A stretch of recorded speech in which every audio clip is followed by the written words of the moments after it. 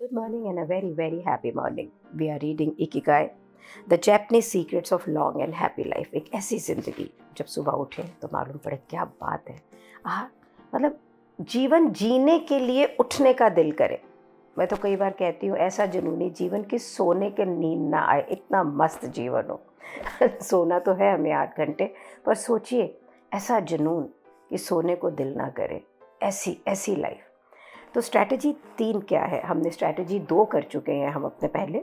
Concentrate on a single task. आप एक ही काम पे ऊपर पूरा ध्यान करें। राइटर कहते हैं आज के मॉडर्न ज़माने के अंदर जो सबसे बड़ा अवरोधक है, ऑब्स्टेकल है, वो पता है क्या है? इतनी टेक्नोलॉजी है और इतनी ज़्यादा डिस्ट्रैक्शन है। हम वीडियो देख रहे होते हैं, यूट्यूब सुन रहे होते हैं, हम एक मेल लिख रहे होते हैं, उसी वक्त फ़ोन के ऊपर कोई मैसेज आ जाता है, फिर हम उसको आंसर करने लग जाते हैं, फिर फ़ोन बजना चालू हो जाता है और फिर हम उसको मैसेज को रिस्पॉन्ड कर रहे हैं, फ़ोन पे बात कर रहे हैं, फिर अपना कंप्यूटर पे जा रहे हैं, कभी फेसबुक पे लॉगिन कर रहे हैं और हमें ये पता ही नहीं लगता कि आधे घंटा 1 घंटा कहाँ गया। हमें यही भूल जाता है कि हम किस काम के लिए बैठे थे। होता है ना ऐसा? और कई बार तो ऐसा भी होता है कि हमने टीवी में मूवी लगा रखी है, अब हम खाना खाने बैठ गए, खाना कब ख़त्म हो गया पता ही नहीं लगा, ना उसके टेस्ट का पता है ना उसके स्वाद का पता है। हमें ऐसा लगता है कि मल्टीटास्किंग और बहुत सारे चीज़ों को इकट्ठे करके करना ये समय बचाता है, लेकिन साइंटिफिक एविडेंस ये बताता है कि इसका ऑपोजिट इफ़ेक्ट है। मल्टीटास्किंग जो है ना, ये बहुत प्रोडक्टिव नहीं होती है, बल्कि ये सबसे कम प्रोडक्टिव होती है। हमारा ब्रेन मिलियंस ऑफ इन्फॉर्मेशन, छोटी छोटी इन्फॉर्मेशन को ले तो सकता है, लेकिन उसको जो प्रोसेस कर सकता है वो फ्यू डजन्स ही कर सकता है पर सेकेंड। तो जब हम मल्टीटास्किंग कर रहे होते हैं ना, तो हम स्विच ओवर कर रहे होते हैं, आगे पीछे जा रहे होते हैं कि ये करा फिर ये करा फिर ये करा फिर ये करा। अब अनफॉर्चुनेटली हम लोग एक कंप्यूटर की तरह नहीं है जहाँ पे पैरेलल प्रोसेसिंग चल रही है कि आपने इसको लगा दिया और दूसरा काम कर लिया। अब होता क्या है कि हमारी सारी जो एनर्जी है वो इन काम को ऑल्टरनेट करने में लग जाती है और हम किसी के ऊपर फोकस नहीं करते, तो कोई भी काम बहुत अच्छे से नहीं हो सकता है। So concentrating on one thing at a time, अगर आप एक चीज़ के ऊपर फोकस करके काम करें तो वो आपका एक सिंगल मोस्ट इम्पॉर्टेंट फैक्टर हो सकता है जिससे कि आपको फ्लो मिले, काम करने में मज़ा आए। सो साइंटिस्ट से उन्होंने कहा है in order to focus on a task, कि किसी भी काम पे फोकस करने के लिए सबसे पहले हमें चाहिए डिस्ट्रैक्ट फ्री एनवायरनमेंट, कि जहाँ पे कोई भी तरह के अवरोधक ना हो, और फिर हम क्या कर रहे हैं उस मोमेंट पे उस पे कंट्रोल, ये भी वो भी ऐसा वैसा ये सब नहीं।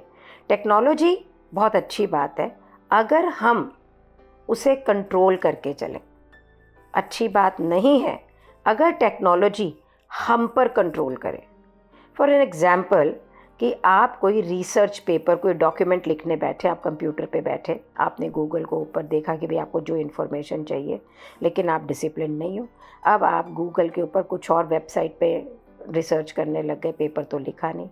गूगल और इंटरनेट आप पे हावी हो जाता है, वो आपको अपने स्टेट ऑफ फ्लो में से निकाल के बस you just get lost into other conversations.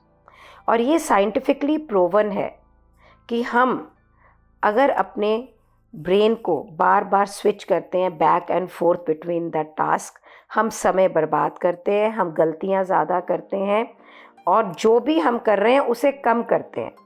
तो स्टैनफोर्ड यूनिवर्सिटी जो कैलिफोर्निया में है, क्लिफोर्ड इवारनास डिस्क्राइब वहाँ पे जो है, it is not in California, rather I am sorry, कि जो सेवरल स्टडीज़ जो हैं वो स्टैनफोर्ड यूनिवर्सिटी में जो की गई हैं, तो उसके अंदर उन्होंने बताया कि जो ये हमारी जनरेशन है वो एक तरह के एपिडेमिक से जूझ रही है, उससे सफ़र कर रही है, और वो एपिडेमिक है मल्टीटास्किंग।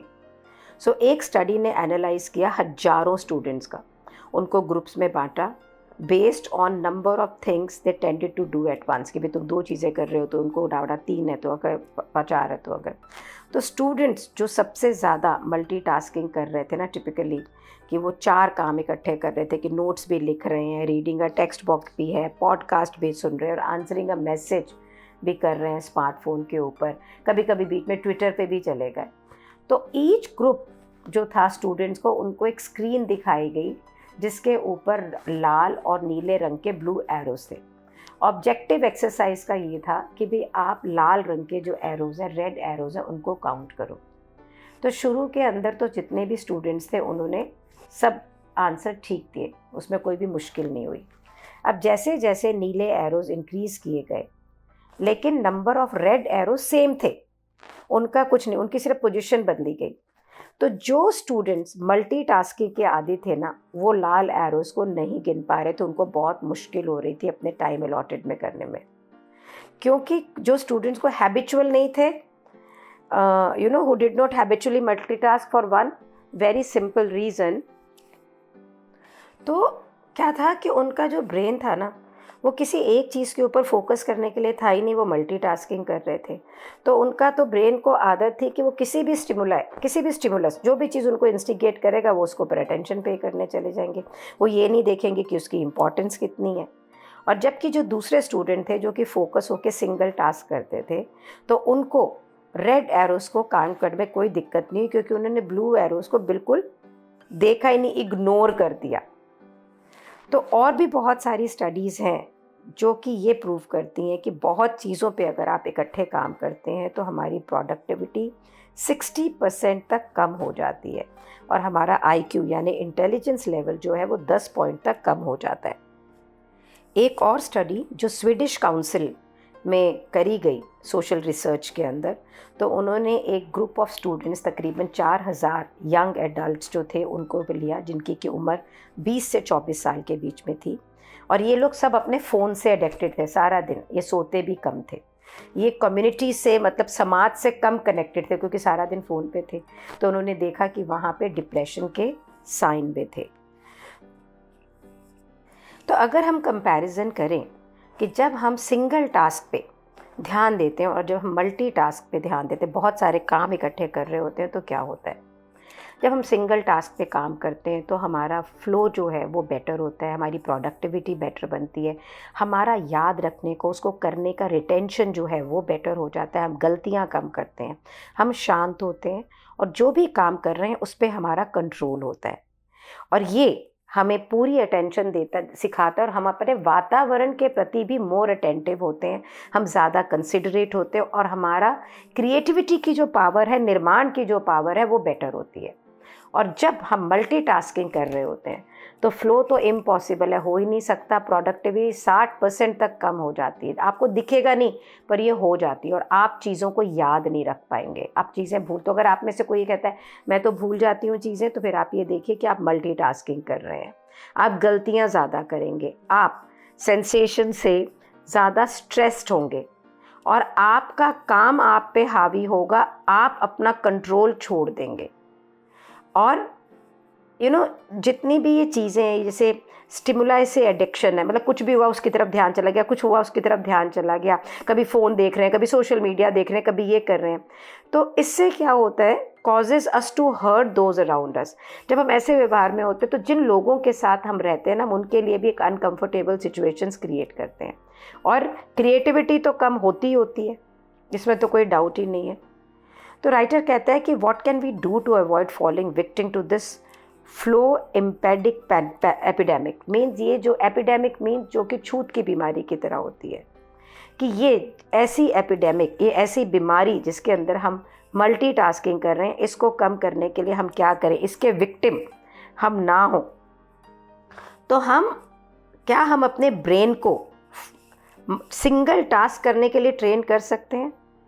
तो इस बुक के अंदर उसकी कुछ आइडियाज़ हैं, कुछ चीज़ें हैं जहाँ पर आप ऐसी स्पेस क्रिएट कर सकते हैं जो डिस्ट्रैक्शन में नहीं हो, to increase our chances of reaching a state to flow thereby getting in touch with our ikigai. और ये ऐसी स्टेट ज़रूरी है ताकि हमें ये पता लगे कि भाई हमारी इकिगाई क्या, हमारी लाइफ का पर्पस क्या है। ये तो हम सब कुछ करे जा रहे हैं, जो हाथ में आया उसी से वशीभूत हो, बिल्कुल उसके हुआ, जो फ़ोन आया फ़ोन कर लिया, टीवी चलाया टीवी चला लिया, ये फ़ोन टीवी लैपटॉप सब कुछ इकट्ठा चल रहा है, होता है ना ऐसा। तो हम ये आगे देखें कि हम इसमें से बाहर कैसे निकल सकते हैं, लाइफ को ग्रिप कैसे बेटर कर सकते हैं, चीज़ों की प्रोडक्टिविटी कैसे बेटर कर सकते हैं, फोकस कैसे कर सकते हैं। पहले ये तो देखें कि हम लाइफ में स्टैंड कहाँ करते हैं। So look at your life in every day. women do 10 things together, phone, earphone लगा लिए, कुकिंग भी कर रही हैं, earphone, you know how dangerous that can be. खाना खा रहे हैं, टीवी भी चल रहा है, फ़ोन भी चल रहा है, लैपटॉप चल रहा है, फ़ोन चल रहा है, उसके साथ के अंदर कुछ राइटिंग भी हो रही है और साथ में कुछ खाने को भी रखा हुआ है. कर रहे हैं ना आप लोग ऐसा कि नहीं कर रहे हैं? सो आप मेरे को एक बात बताएं, when we expect people around us, our employees, our servants, our staff, our office bearer, our life members, to focus and do the best in their life to serve you, so shouldn't we do this to make best of our life and we serve our life so that life serve us? क्या कहने की कोशिश कर रही हूँ मैं कि अगर ये जो हमारी ज़िंदगी है ना, लाइफ, आपकी जो बीइंग है, अगर आप उसे फोकस होके फ्लो में सर्व करेंगे ना, तो ये भी आपको फ्लो में फोकस होके सर्व करेगी. मीन्स आपको अपने लिए करना है, किसी और के लिए नहीं करना है. You have to create this flow for your own self. और आप देखिएगा, जैसे चिराग, जैसे रोशनी होती है ना, जहाँ बल्ब चल रहा हो, कहाँ पे अंधेरा हो सकता है? नहीं हो सकता है. आप में फ्लो आएगा ना, तो आपके आसपास भी फ्लो आएगा.